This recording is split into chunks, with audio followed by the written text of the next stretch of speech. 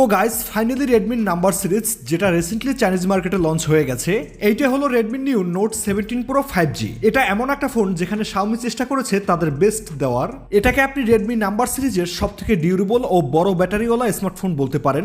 I think আপনি 25 থেকে 30,000 টাকার একটা স্মার্টফোনে কি চান? একটা ফোন দেখতে সুন্দর, অনেক স্ট্রং, যাতে লং টাইম ইউজ করা যায়, বড় bright and colour accurate display, smooth software experience, এই সব কিছুই তো একটা স্মার্টফোনের মেইন পার্ট হয়ে থাকে। এর বাইরে কারো ক্যামেরা অনেক ভালো চাই, অনেক বড় ব্যাটারি, চার্জিং স্পিডটা অনেক ফাস্ট দরকার, আবার কারো কাছে গেমিং পারফরমেন্সটা সব থেকে বেশি ম্যাটার করে। তো এই সব কিছুই পাচ্ছেন, বাট বর্তমানে হাই প্রাইস রেঞ্জের বাজারে একটা ফোন সস্তা বা কম দামিও তো হওয়া দরকার। আর তার জন্যই এই ফোনটা রেডমি নোট 17 প্রো 5G। এই ফোনটার যে বেস ভেরিয়েন্টটি রয়েছে সেটা চাইনিজ মার্কেটে 1599 ইউয়ানে লঞ্চ করে, যেটাকে বাংলাদেশি টাকায় কনভার্ট করলে অ্যারাউন্ড 29 থেকে 30,000 টাকার মতন হয়। তো চলুন কথা বলা যাক এই স্মার্টফোনটাকে নিয়ে। তবে শুরু করার আগে আমাদের এই ভিডিওটা ভালো লাগলে please hit the like button আর সাবস্ক্রাইব অবশ্যই করবেন, সাথে বেল আইকনটা প্রেস করে অল করে দিন, চ্যানেলের অনেক হেল্প হয়। কুইক আনবক্সিং, হোয়াইট কালারের বক্সের মধ্যে আপনারা সবকিছুই পেয়ে যাবেন। First of all we have a section যেখানে দেখছে একটা সফট প্লাস্টিক ব্যাক কভার, কিছু ডকুমেন্টেশন, এরপরে ফোন, চার্জার 67 ওয়াটের with type A to type C charging cable. তো সবকিছুই থাকছে, আপনাকে আলাদাভাবে একটা টাকা খরচ করতে হচ্ছে না এই ফোনটার জন্য। এবার যদি আমরা রেডমি নোট 17 প্রো স্মার্টফোনটার দিকে আসি, দেখুন একটা জিনিস তো একদম ক্লিয়ার, রেডমি নাম্বার সিরিজে যখন রেডমি 14 সিরিজ এসেছিল, এরপরে 15, তো এই দুইটার মধ্যে তেমন একটা চেঞ্জেস ছিল না। বাট রেডমি নোট 17 প্রো বাকিদের থেকে কমপ্লিটলি ডিফারেন্ট, একদম প্রিমিয়াম একটা ডিজাইনের সাথে এসেছে। ব্যাক সাইডে glass back, it's looks very nice.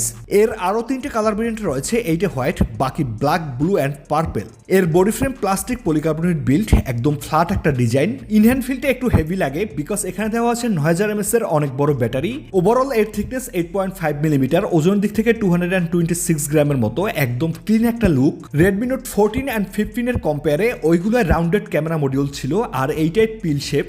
আর এখানে আইপি রেটিং ও ডিউরেবিলিটি বাড়ানো হয়েছে। এখানে থাকছে 3 টাইমস অফ ড্রপ রেজিস্ট্যান্ট সহ IP68 অ্যান্ড 69 এর ওয়াটার অ্যান্ড ডাস্ট রেটিং, যেটা এই ফোনটাকে 1.5 মিটার পানির মধ্যেও 30 মিনিটের মতন সুরক্ষিত রাখবে উইদাউট এনি ড্যামেজ।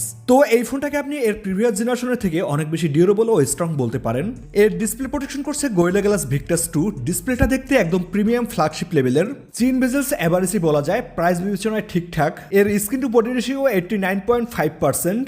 এছাড়া একটা 6.83 ইঞ্চি 1.5K অ্যামোলেড প্যানেল, 120 হার্টজের রিফ্রেশ রেট দেওয়া হয়েছে, একদম স্মুথ একটা ডিসপ্লে। এর বাইরে এখানে হাইয়েস্ট পিডব্লিউএম ডেমিং দেওয়া হয়েছে 3840 হার্টজের। তো লো লাইটে ভিজিবিলিটি অনেক বেটার হবে। ডিসপ্লে ব্রাইটনেস 3500 নিটস পিক আর 1800 নিটস এর হাই ব্রাইটনেস মোড। অনেক ব্রাইট একটা ডিসপ্লে, আউটডোর ইউজের জন্য একদম পারফেক্ট। এছাড়া ইউটিউব সহ নেটফ্লিক্সে এইচডিআর কন্টেন্ট ইজিলি প্লে করা যায়, অনেক কালারফুল একটা ডিসপ্লে। এটাকে আপনি মাল্টিটাস্কিং, গেমিং ও কন্টেন্ট ওয়াচিং এর জন্য একদম 10 আউট অফ 10 রেটিং করতে পারবেন। ক্যামেরা সেকশনে এই ফোনটার ব্যাক সাইডে থাকছে দুইটা সেন্সর, প্রাইমারি 50 মেগাপিক্সেলের f1.8 aperture wide angle lens, এরপর একটা কালার টিউনিং সেন্সর, আর সেলফিতে থাকছে 8 মেগাপিক্সেলের একটা শুটার, যেটা বর্তমানে এই প্রাইস সেগমেন্টের মধ্যে আমার কাছে ডাউনগ্রেডই মনে হয়েছে। শাওমি চাইলে একটু বাড়িয়ে দিতে পারতো।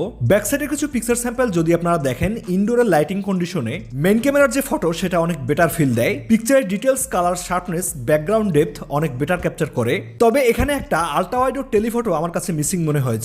শাওমি যদি এটা দিত তাহলে আরো বেটার আউটপুট আসতো। আই থিঙ্ক 30,000 টাকা বাজেটে এটা শাওমির দেওয়া উচিত। বাকি ফ্রন্ট সাইডে পিকচার কোয়ালিটি অ্যাভারেজই থাকবে। ভিডিও রেকর্ড করা যাবে ব্যাক সাইড থেকে 1080p 30fps পর্যন্ত, ফ্রন্ট সাইড থেকেও সেম 1080p 30fps পর্যন্ত।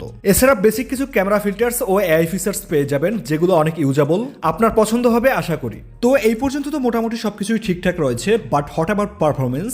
এই ফোনটা থাকছে স্ন্যাপড্রাগনের 6th Gen 5, যেটা 4nm বিল্ড। এই প্রসেসরটাকে আপনি 30,000 টাকা বাজেটে গুড এনাফ বলতে পারেন।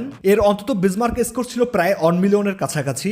CPU throttling a green line 80%। PUBG গেমটা 90 fps এ প্লে করা যায়। তবে স্পেশাল হলো এই ফোনটা থাকছে একটা ভেপার কুলিং চেম্বার, যেটা থার্মালস ও হিটিং কন্ট্রোল করে, সো গেমিং এর সময় একদমই গরম হয় না।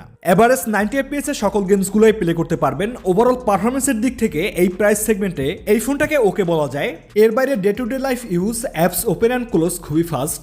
এর বেস ভেরিয়েন্ট শুরু 8GB 128GB স্টোরেজ থেকে, সাথে RAM type LPDDR4X, storage type UFS 3.1। এই ফোনটা রান করছে HyperOS 3 দিয়ে। আউট অফ দ্য বক্স থাকবে Android 16 উইথ 3 ইয়ার্স এর অ্যান্ড্রয়েড আপডেটস এবং 5 ইয়ার্স এর সিকিউরিটি আপডেটস। একদম ক্লিন একটা ইউআই, তবে কিছু প্রি ইনস্টল অ্যাপ্লিকেশন রয়েছে যেটাকে আনইনস্টল করা যায়। এছাড়া এই ফোনটার ব্যাটারি সেকশনে যেমনটা বলেছিলাম, অনেক বড় ব্যাটারি দেওয়া হয়েছে 9000 mAh এর, যেটাকে চার্জ দেওয়ার জন্য বক্সে থাকছে 67 ওয়াটের ফাস্ট চার্জার। এটা থেকে এই ফোনটাকে একবার ফুল চার্জ করতে সময় লাগে প্রায় 1 ঘন্টার মতো। আর ব্যাটারি ব্যাকআপের কথা বললে এই ফোনটা থেকে একজন রেগুলার ইউজার 2 থেকে আড়াই দিনের মতন ব্যাটারি ব্যাকআপ পেয়ে যাবে ধরে নেন। ওভারঅল এই ফোনটা আপনাকে একটা নেক্সট লেভেল পারফরমেন্স দিয়ে থাকবে, বিকজ Xiaomi এখানে পাওয়ার ডিপার্টমেন্টে অনেক কাজ করেছে, যেমন এই ফোনটার প্রসেসর এবং ব্যাটারি। হ্যাঁ, ক্যামেরাও ভালো, বাট এদের মতো বেস্ট না, তবে রেগুলার ইউজে ঠিকঠাক চলে যাবে, কোনো জায়গায় আটকাবে না। আর এটা যেহেতু এই ফোনটার একটা ফার্স্ট ইমপ্রেশন, অতটাও গভীরে যাওয়া হয়নি। গ্লোবাল মার্কেটে এই ফোনটা হয়তো নেক্সট মান্থের মধ্যেই লঞ্চ করবে, তারপর অবশ্যই আমরা এই ফোনটার একটা ফুল রিভিউতে কথা বলবো। আজকের ভিডিও এই পর্যন্তই, আশা করি মোটামুটি একটা ধারণা দিতে পেরেছি Redmi Note 17 Pro 5G স্মার্টফোনটা কি আপডেট ফিচার্স ও স্পেক্স নিয়ে মার্কেটে আসতে চলেছে।